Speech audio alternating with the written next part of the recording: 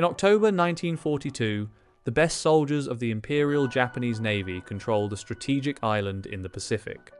What destroyed them wasn't a battle. It was a lie. I spent weeks going through AWM archives, records of the 5th Sasebo Naval Landing Force, and campaign diaries of Operation Drake to bring you this documentary.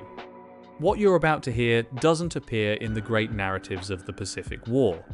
But the tactic the Australians used at Goodenough Island is studied today in military academies as one of the most perfect examples of combat deception in the entire Second World War.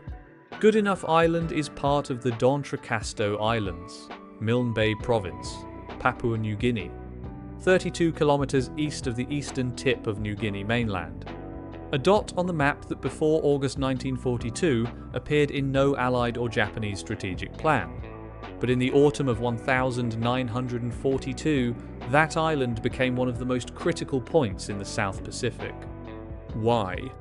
Because Goodenough Island controlled the sea lanes between Milne Bay and Buna, any force that occupied it had early warning of all naval movements in that section of the Pacific. And its grassy plains in the northeast Vivigani were perfect for building airfields.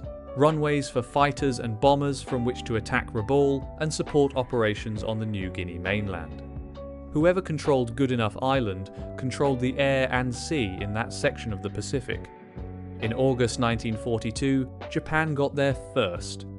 On the 25th of August, 1942, a Japanese convoy of 7 landing craft was sailing toward Milne Bay. On board, 353 Marines from the 5th Sasebo Special Naval Landing Force, elite of the Imperial Japanese Navy, commanded by Commander Torishige Tsukioka. They weren't going to Goodenough Island. They just stopped to rest. It was the most costly mistake Tsukioka would make in the entire campaign.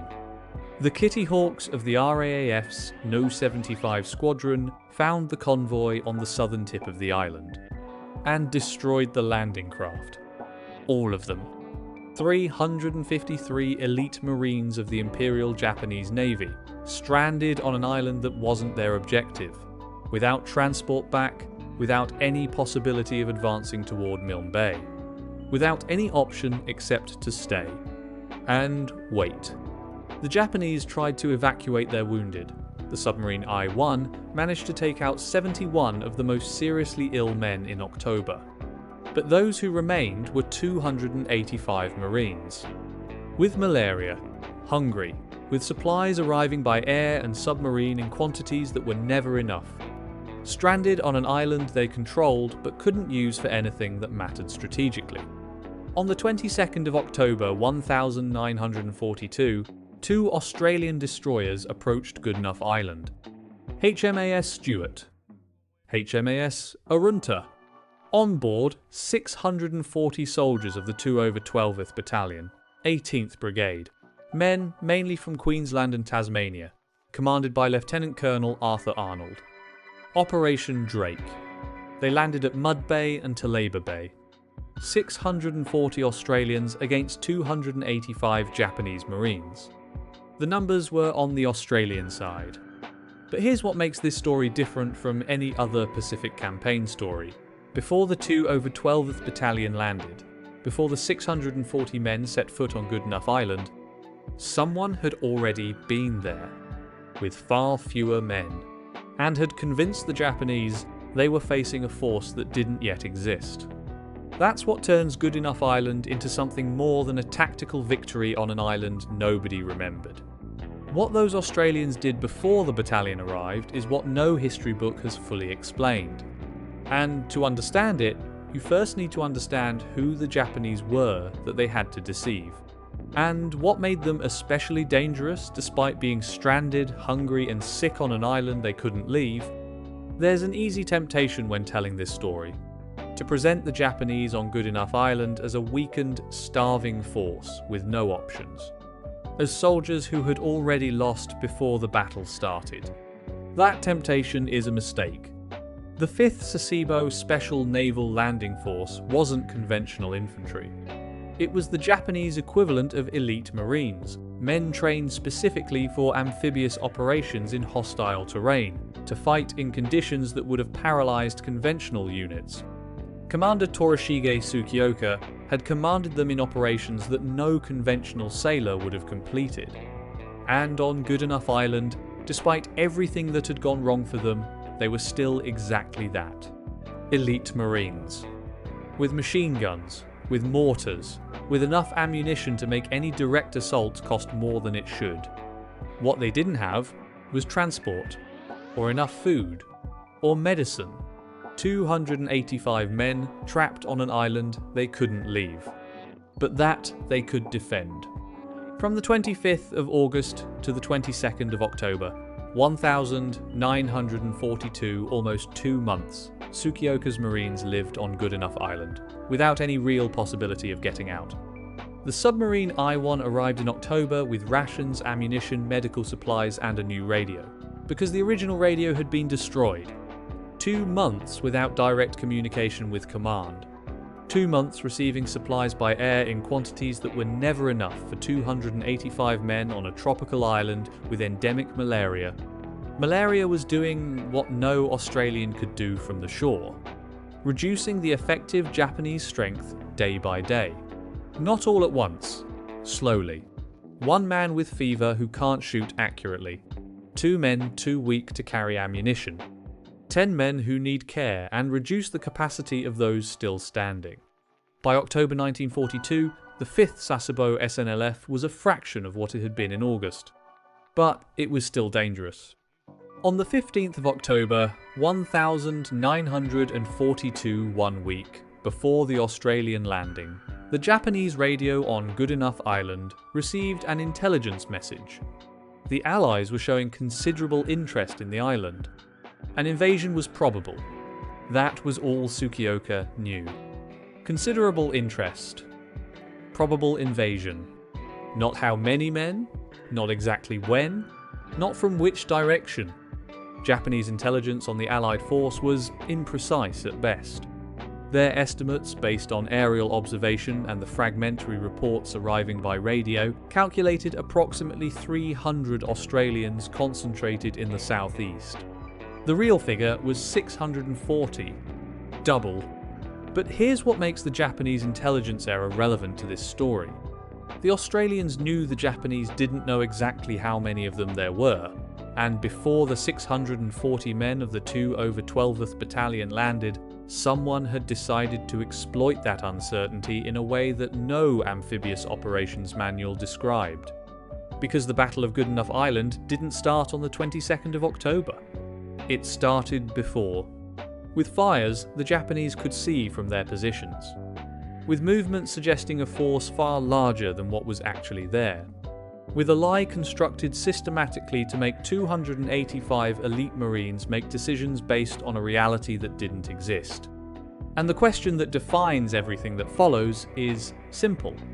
Did it work? There's something that the dramatic headlines about Goodenough Island don't fully say. The deception didn't win the battle. The fighting did. On the 22nd of October, 1,942, the 2 over 12th Battalion landed at 2 simultaneous points. 520 men with Lieutenant Colonel Arnold at Mud Bay. 120 men with Major Gategood at Taliba Bay. 640 Australians split into 2 forces advancing into the island's interior from different angles. And the 285 Marines of the 5th Sasebo SNLF, hungry, malaria-ridden, stranded since August, didn't surrender. They fought. On the 23rd of October, the Australians encountered Japanese resistance at Kilia near Mud Bay and at Nubulu Creek near Taliba Bay. Real resistance, machine guns, mortars. Marines who had spent 2 months on an island they couldn't leave and who had had 2 months to prepare their defensive positions. The Australians were repelled with casualties. 13 Australians killed, 19 wounded.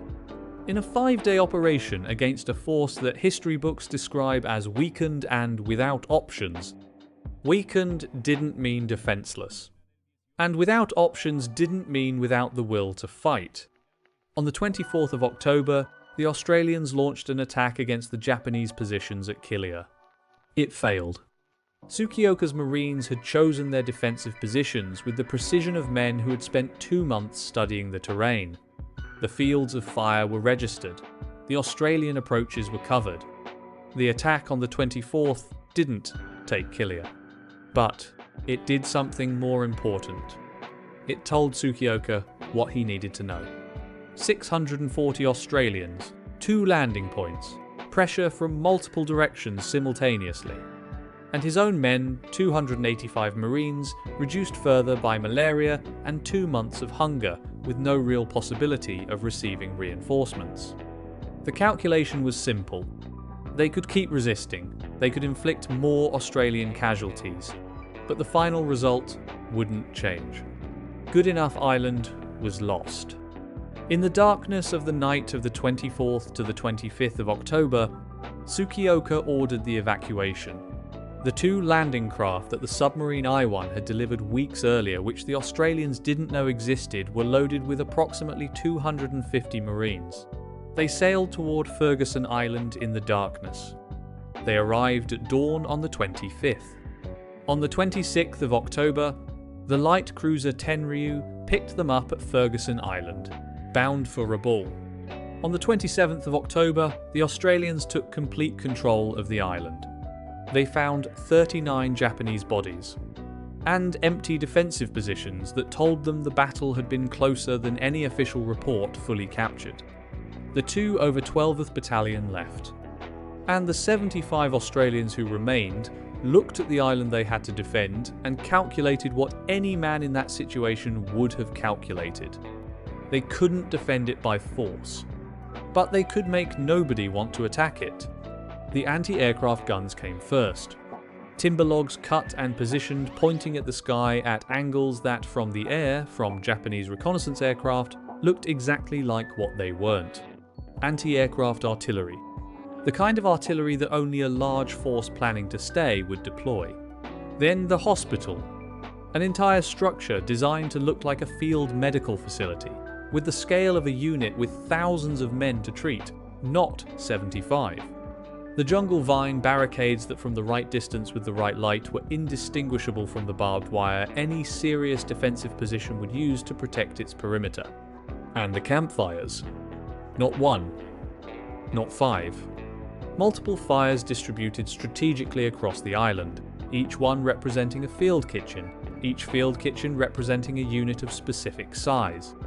Japanese observers watching from neighbouring islands or from reconnaissance aircraft saw an island with the heat and light pattern of 3,000 soldiers. There were 75. But the most sophisticated part of the deception wasn't visual. It was electronic. The 75 Australians transmitted messages in deliberately easy-to-break codes. Not from carelessness, by design. A code easy enough to crack that the Japanese would break it is better than no code at all because it gives them the illusion of having obtained real intelligence, when in reality they're reading exactly what someone wants them to read. The volume and pattern of the transmissions were consistent with the radio traffic of a complete brigade. Coordinates of units that didn't exist. Situation reports from fictitious companies. Supply requests for 3,000 men. All designed to be intercepted. All designed to confirm what the campfires and log cannons were already suggesting.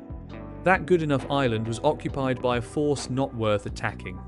The AWM archives don't record the name of whoever designed the plan. There's no officer listed as the architect of the deception.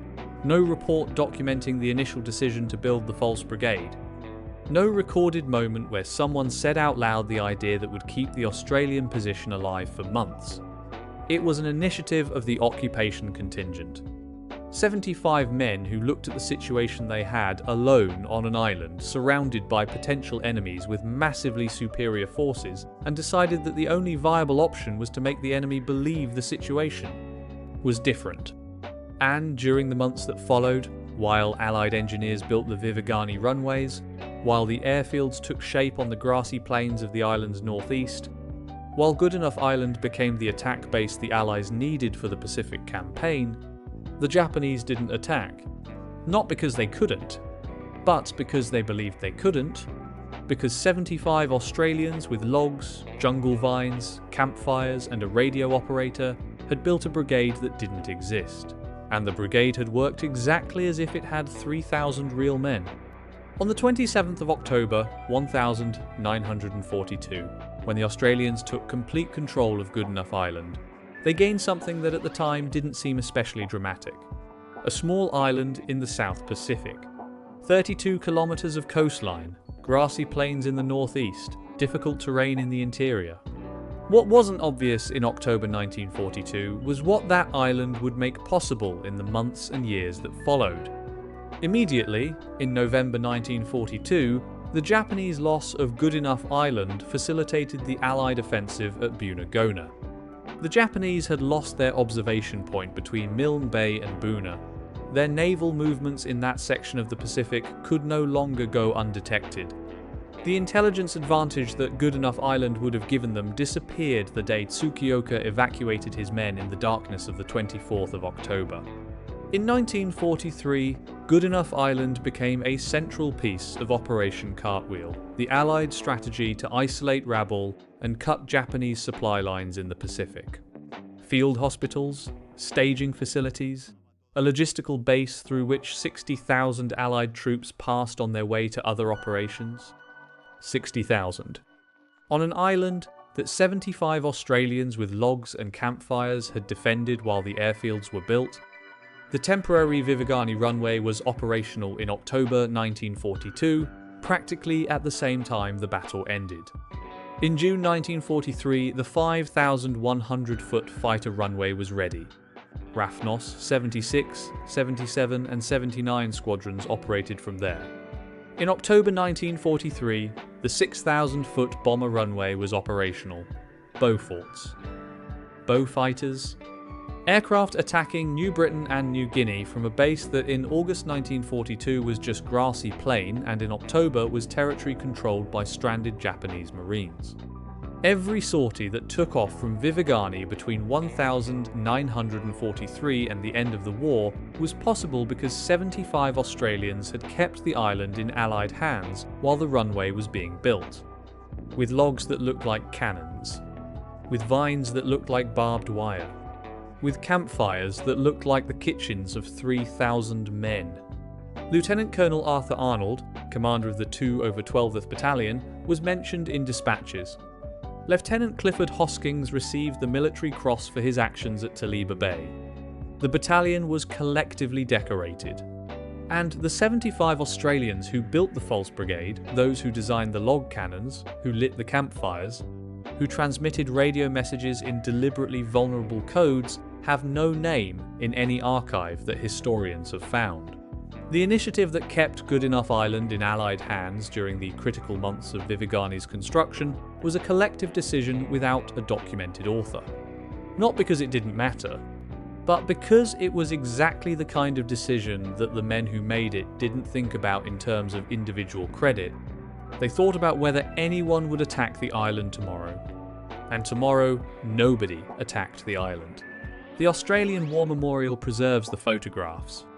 The log cannons, the false structures, the positions that from the air were indistinguishable from a real brigade.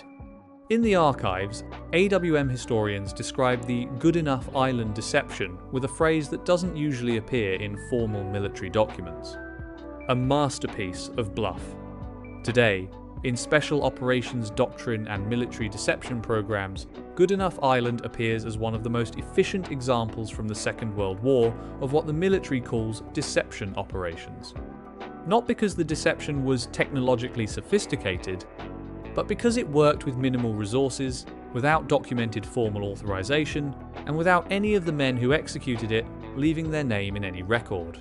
75 men, logs, vines, campfires, a radio, and a brigade of 3,000 soldiers that never existed. Today, Goodenough Island is a quiet island in Milne Bay Province. The Vivagani runways still exist, though not in military use. And in the AWM archives, among the photographs of log cannons pointing at the sky and vine barricades that look like barbed wire, there is a story that no dramatic headline fully captures.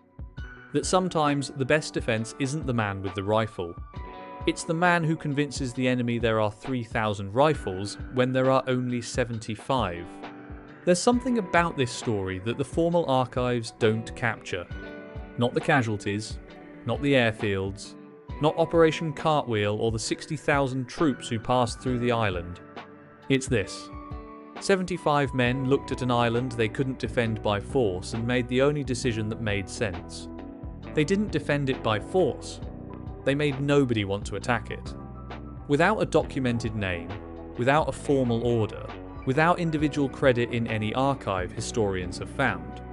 Just logs that look like cannons, vines that look like barbed wire, campfires that look like the kitchens of 3,000 men, and an enemy that looked from the neighbouring islands and decided it wasn't worth the effort.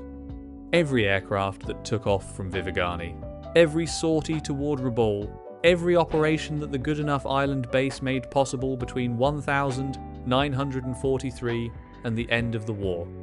It all started with 75 Australians who didn't have enough men to fight, and who won anyway. There's another story just as buried as this one.